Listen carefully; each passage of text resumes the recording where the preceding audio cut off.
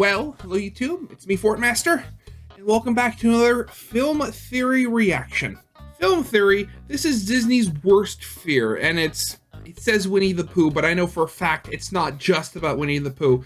It's about that, from what I've heard, actually really bad horror movie that's about Winnie the Pooh that came out earlier today, because Winnie the Pooh is now officially in the public domain, or at least the books are. I don't think the cartoon, because copyright and trademarks are weird, the cartoons that Disney has made are not public domain, but the book series that they're based off of is. I think in a couple years, the Batman is going to be in a similar state where the original comic books, like the Golden Age comic books, are going to be in public domain, but everything that came afterwards isn't. It's copyright is weird. Anyway, again, from what I've heard, movie was not that good. And I think in a couple years, Steamboat Willie will be in the public domain. So, as always, link to the original is in the description if you have not seen it yet for some reason.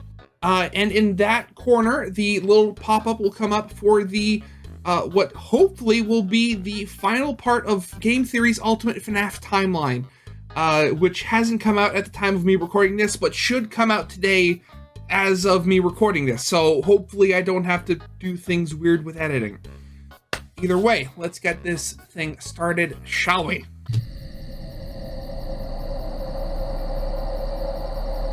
Wait, no, you can't do this. Let me go. Oh, but Pat, I definitely. Ugh. No, please. I don't want to watch a cinematic universe full of crappy Disney rip-off horror movies. What? I just remembered. One thing I was going to say earlier, I just remembered it right now. The same company that made this Pooh movie is apparently also going to make a horror version of Bambi when that becomes public domain too. So unless they're going to have a person in a Bambi costume, they're most likely going to have like an actual, like maybe a killer deer with rabies or something. I don't know. Oh God, this is going to suck.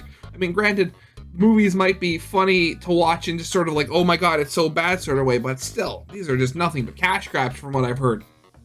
Well, too bad! This is the world we're living in now, Pat, and you only have one person to blame for it. It's you? You better believe it. No! Because Disney is, the last number of years, has always been pushing for the copyright public domain stuff.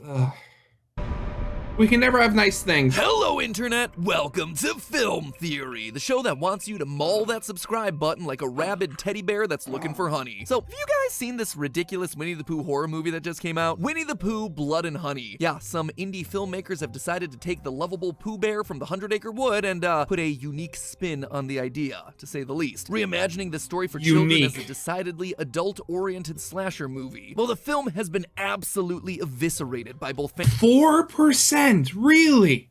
Oh God. Fans and critics. The sheer novelty of the idea of the adorable Pooh Bear and his pals going on a murderous rampage has earned a respectable $3.8 million so far, off of a budget that was smaller than $100K. It is enough of a profit that the filmmakers have already announced a sequel, as well as similar horror adaptations for other Disney classics like Bambi the Reckoning and Peter Pan's Neverland Nightmare.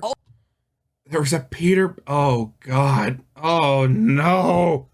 All of which will be part of a shared universe, because of course they will be. Now, there's probably another theory in here somewhere about how and why these low-budget horror movies get made and how successful they are for the studios, but for today, I just wanted to ask the simple question of how exactly does this movie exist? Like, legally, how did they get away with this thing? Well, as I said, the books are now public domain. Winnie the Pooh Blood and Honey exists because the Winnie the Pooh franchise no longer belongs only to Disney. It actually belongs to you. Yes, you sitting at home without your pants on. Literally Me? you. You see, back at the beginning Hey, I of have pants 2022, on. Winnie the Pooh entered the public domain here in the United States, meaning that it's no longer protected by copyright. So now anyone can use these characters and stories in practically any way they want, writing their own sequels, having Pooh and the Friends in their own franchises outside the original work, adapting them into gratuitously violent horror movies. And Winnie the Pooh is not the only major work that's on its way to being owned by everyone. You see, loyal theorists, the world of entertainment is about to get very interesting. Things are changing fast on all fronts, with a lot lot of very precious and iconic stories and characters entering the public domain, with way more coming out in the near future. Along with the lovable Pooh Bear, every single Sherlock Holmes story entered the public domain in 2023. Massive pillars of pop culture like Superman and The Hobbit, they're set to enter in 2033. And if a decade is too far away for you, the granddaddy of modern entertainment characters himself, Mickey Mouse, is set to enter the public domain in 2024. Yeah, next January. That's gotta be real.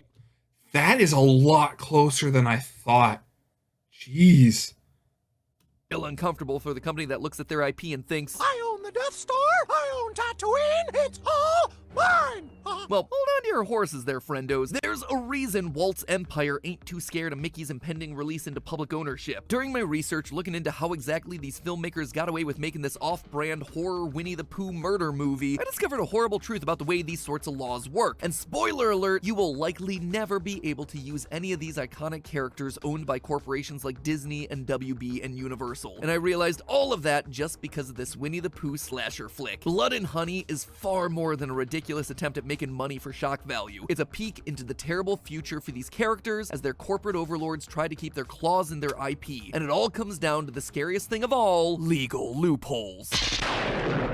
Again, as I said, I think the thing is with like Mickey Mouse, technically he'll be entering the public domain in 2024, but that's only in his earliest incarnations. Like, from what I understand, like with the Batman thing, the Batman entering the public domain only applies to the earliest version of Batman currently.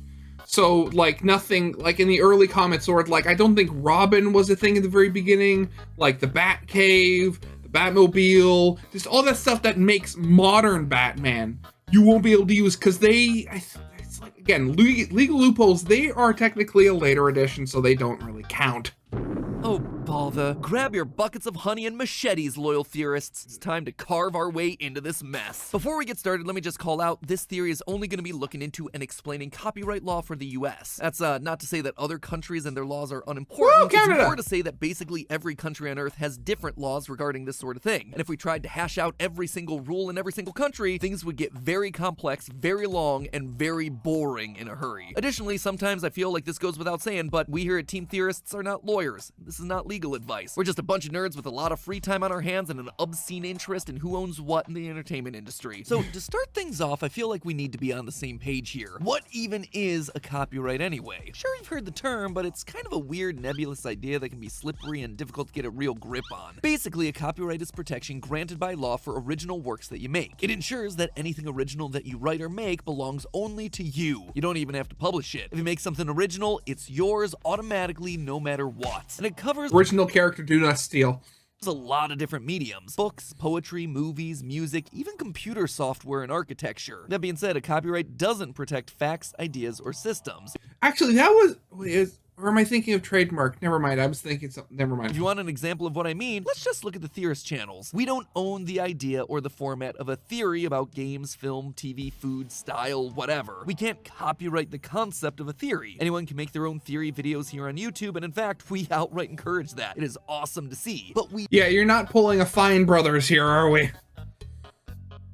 Yeah, if you're too young or don't know about that, look up the Fine Brothers trying to copyright the concept of reactions. do own a copyright over the stuff like our exact thumbnail, the scripts that we write, the videos that we edit. So anyone can go and make their own theories. They can even make theories that spin off of our own, but they can't outright take our theories and re-upload them as is. To take a look at Winnie the Pooh, the name, the characters within Pooh, the art, the designs, the exact writings, all of them were protected by copyright. But the idea of a child being friends with a living teddy bear, stuffed pig, rabbit doll, etc., going on adventures out in the woods, that isn't protected by the copyright. How then did these indie filmmakers manage to get the rights to use Winnie the Pooh in this horror movie that Disney definitely didn't authorize? Well, a copyright doesn't last forever, and when they expire, the works they protected enter the public domain. As I mentioned at the top of the episode, that means that this work now belongs to the public, and anyone can do anything they'd like with it. The first number put on copyright laws in the United States was from the Copyright Act of 1790. 1990, which gave Really? That authors far back? 14 years of protection and the ability to apply for an additional 14 years after that. That period has since been extended several times throughout the centuries, most recently in 1998 with the Copyright Term Extension Act. Currently, a copyright lasts for the entire lifetime of the author, plus an additional 70 years if the work was created by a person. If it was created by a corporation, the copyright lasts for either 120 years after its creation or 95 years after its publication, whichever one comes first. Fun fact, that Copyright Term Extension Act from 1998 was actually nicknamed the Mickey Mouse Protection Act, because Disney was one of the primary companies lobbying hard to get that thing passed. I'm gonna choose to believe that they offered everyone who voted in favor of it a free trip to Disney World. So, is Disney just gonna roll into town and pay off the American government to extend that copyright again like they did before? Well, no, probably not, and for a few reasons. First of all, with control of the US House, Senate, and White House split between parties, not a whole lot is getting done in Washington these days. Secondly, one of those major political parties ain't too big of a fan of the mouse these days. So if you think you're getting any of them to back a bill that would directly benefit the company, better think again. Lastly, and probably most importantly, it's not 1998 anymore. The times, they are a-changin'. Back then, when the internet was young, information sometimes took a while to travel. People couldn't easily look up the entire world's worth of information with a Wikipedia search. Corporations like Disney putting all this pressure on Congress to extend copyright, that could be done under the table. But now, if Disney tried anything shady like that, Twitter, YouTube, Tumblr, and TikTok would be all over them in a heartbeat. We're talking about a company that used to sue daycare centers for having unauthorized murals of Mickey and friends in the 80s. But nowadays, in 20...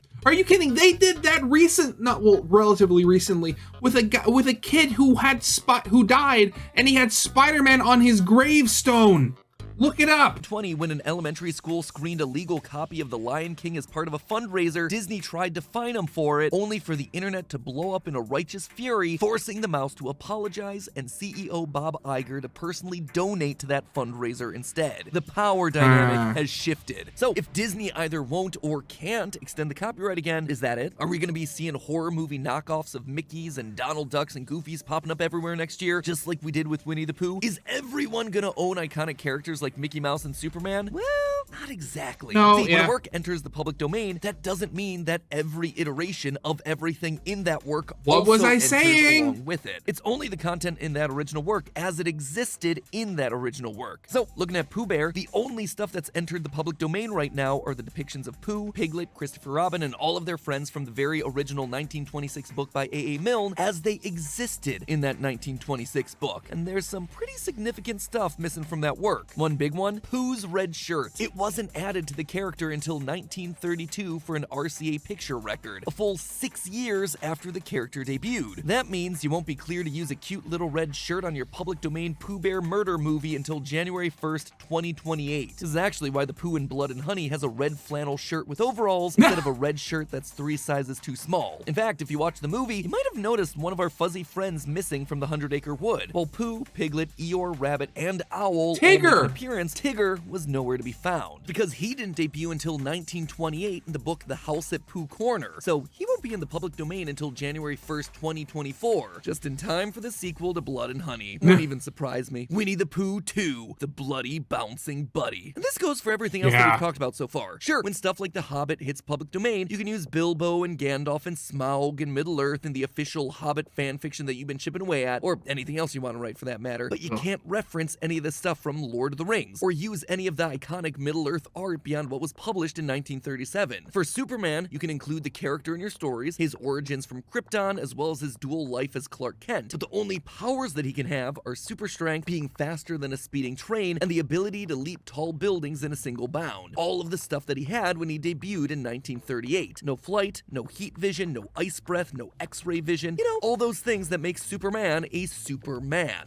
Okay, it has been a long time since I've been so well informed before even watching a theory, and I'm feeling really happy about it. Mickey Mouse might be the character that's actually changed the most here, though. The original Mickey from Steamboat Willie was exclusively black and white. He had a long tail, his eyes were just small pupils, he was a troublemaking boat pilot. Everything we associate with Mickey today, the red pants, the modern smiling face, the friendly personality, the edgy leather hoodie, all of that came later. And anyone trying to use that stuff starting next January January when Steamboat Willie enters the public domain, they are sticking their fingers into a legal mousetrap. But even with all that aside, things are entering the public domain. It might just be slower than everyone expects. Over the next decade or so, we'll still be able to use some version of iconic characters like Winnie the Pooh and Gandalf and Superman and Mickey Mouse himself in all of our own stuff, just with a few limitations. And eventually we'll be able to use all of the iconic parts of these characters and their stories for ourselves, right? Well, in theory, in copyright theory. Yes, eventually. But you best hold on to your horses before you get too excited there, friendos. See, there's another side to this legal coin that I don't see anyone addressing. Great. Well, the copyright that these companies hold for these older books and Trademark, I would imagine, are expiring soon. Their trademarks aren't and likely never will. Wait, I hear you asking, what's the difference between copyright and trademark? Yeah, well, I don't know that. Trademarks and copyrights are very similar things, enough so that I wouldn't be surprised if you got them confused, but they have very different purposes. While a copyright's meant to protect someone's original creative work, like I explained above, a trademark is meant to protect their brand. They're designed to help a consumer identify the origin of a product or service, so they know exactly what they're spending their money on. Think of it like a seal of quality. For instance, if you see that iconic Disney logo on something, the one that looks like a signature with the D that kind of looks like a G, you know immediately that this is a product that's created and approved by the Walt Disney Company. That isn't just some knockoff. But the big twist here for trademarks is that they don't expire. As long as someone is using their trademark, submits the proper paperwork to renew them, and defends the trademark against anyone trying to use them, then they keep that trademark forever. And trademarks can cover a huge... Actually, something about that. From what I heard, like, so if you lived in Canada, you might have known about Zellers, you know, going out of business and being bought by Target before, you know, Target went out of business less than a couple of years later. Zellers was part of the Hudson's Bay Company. And from what but the thing is, Zellers has come back. Hudson's Bay is opening up, like, from what I heard, 13, like, permanent new locations. I think there's a couple in Toronto, there's a fair number in Ontario, I think a couple in British Columbia, if I remember correctly. But the thing is, I think they started using the Zellers stuff again was because they hadn't had the trademark renewed. They wanted to keep that thing even if they weren't using it. So that's just something I've heard, and, you know, knowing companies, that's most likely what's happening. But we'll also have to see if Zellers becomes isn't just sort of like it jumps up and then immediately dies again, or if it becomes the Canadian staple it was in the 90s. So I've gotten really far off track here. Let's get back to the Disney stuff, shall we? Huge variety of things, including names, words, phrases, logos, symbols, designs, but also things that you wouldn't expect, like colors, smells, sounds. And you best believe that companies are trying to take advantage of that as much as they can. If you look up the word Superman on the United States Patent and Trademark Office database, you'll be given a ton of results showing that DC Comics owns the trademark for Superman, spelled this way, in just about everything you can imagine. Most of it makes sense, like comic magazines, books concerning memorabilia, motion pictures and television programs, toy doll figures, etc. But they also grabbed it for things like lunchboxes, toothbrushes, towels and blankets, advertising, and candy. Remember, that means that they're the only ones who can release comics and books and movies and toys just labeled as Superman. So if you want to use Superman in the title of your product after it enters the public domain, you're gonna have to get real creative with how you use Superman in the title of pretty much anything that you make ever. Maybe get your hyphens ready and witness the rise of Superman. But see, now that just looks weird. Something else you'd probably never be able to use, the recognizable iconography of Superman, specifically his S shield crest on his chest and the Superman logo. Both of those things are trademarked by DC, and you can bet that they are defending them vigorously, because those are key parts of the Superman IP that they outright own and that connects the brand to DC. When you see the shield, DC wants you to know that this is the official DC product. So yeah, once Superman enters the public domain, you might be able to use Superman in your story, but if you have to be that careful about the name, logo, and crest of the character in any of the products and marketing, is it even worth using him at that point? The same goes for all the other heavy hitters that I've been talking about today. Middle-earth Enterprises and their parent company owns the trademark for basically any combination of the words "the" and "Hobbit" that you can think of, covering everything from toys to tea to cardboard cutouts and drinking steins. So sure, once the Hobbit hits public domain, maybe Dungeons and Dragons can call their halflings hobbits again without getting sued, but good luck to anyone wanting to start up their afternoon tea company themed around and named after hobbits. Likewise, Disney owns the trademark for Winnie the Pooh, regardless regarding basically everything that you can imagine, as well as some things you probably can't imagine, like gloves and hosiery. That one is so oddly specific. So Really? anyone wanting to use Pooh in their Winnie the Pooh stockings. Okay.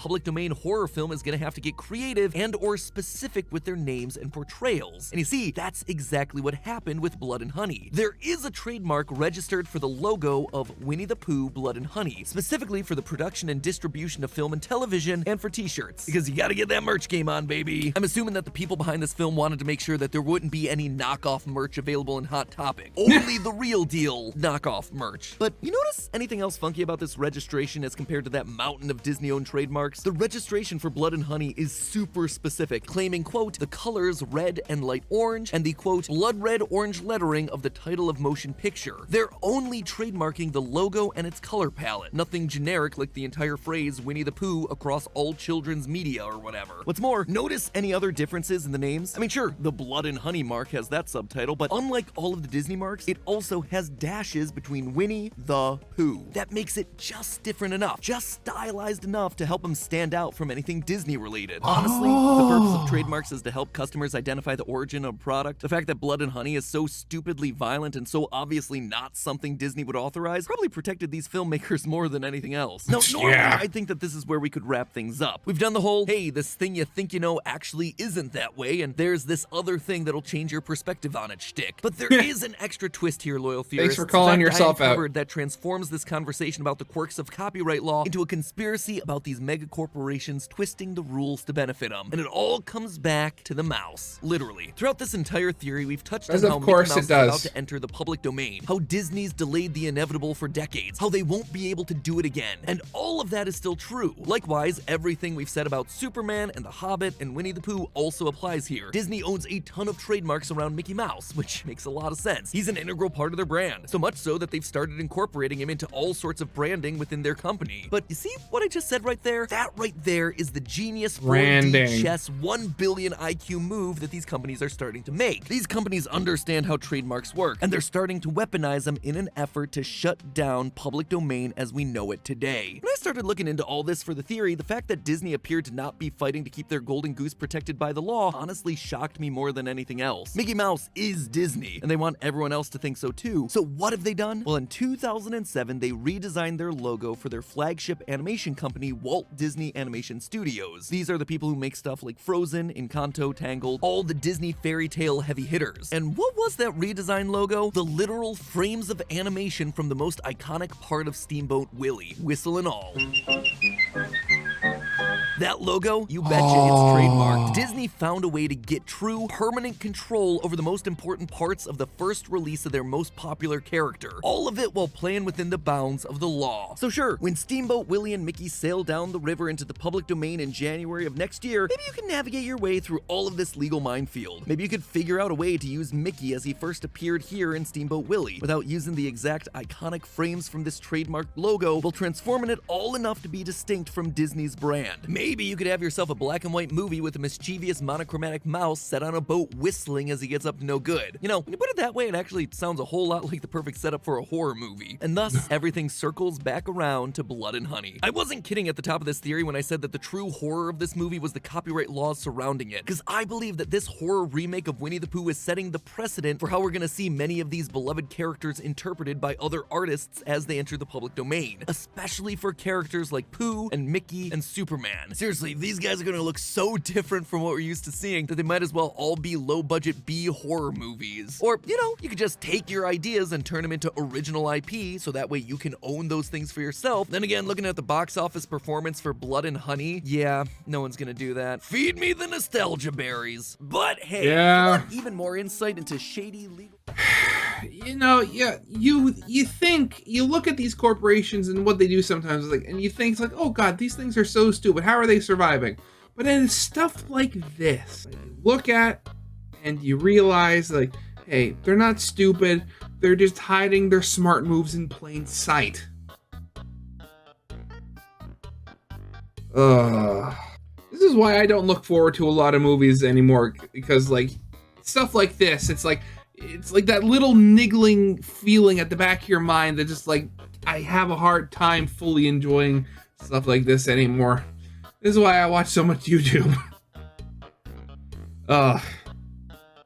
Well, with that all being said, as always, link to the original is in the description. And I hope you guys liked. If you did, leave a like, subscribe if you have not. And I'll see you guys next time. Goodbye.